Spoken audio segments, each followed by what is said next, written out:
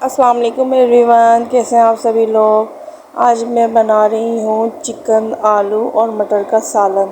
تو اس کے لیے چاہیے ہمیں 1 پاؤ چکن، پیسی لال مرچ، ہلدی، پیسا دھنیا، نمک۔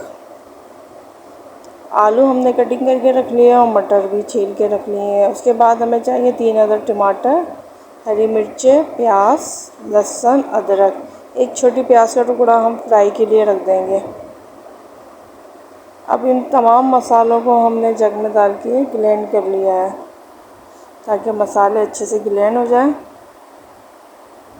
اب یہ جو پیاز ہم نے ایک ٹکڑا بچا کے رکھی تھی، اس کو ہم نے پتیلی میں آئل ڈال کے اس کو فرائی کرنا ہے۔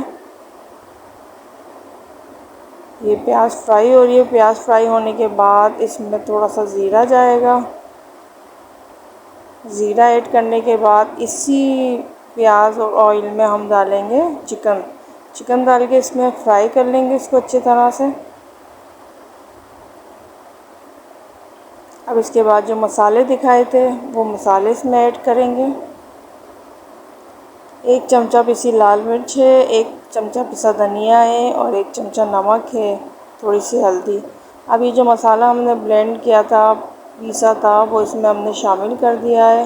اس کے بعد اس میں ہم نے آلو، مٹر بھی شامل کر دیے ہیں۔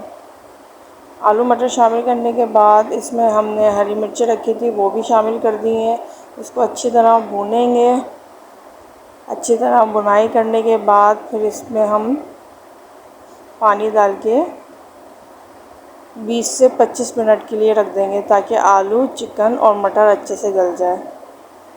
یہ دیکھیں، یہ ریڈی ہو چکا ہے۔ اوپر سے ہم ثابت گرم مسالہ پیسا ہوا جو تھا ہمارے پاس، چھوٹا چائے کا چمچہ اس میں ایڈ کریں گے، اور یہ ہمارا آلو مٹر اور چکن کا سالن ریڈی ہو چکا ہے۔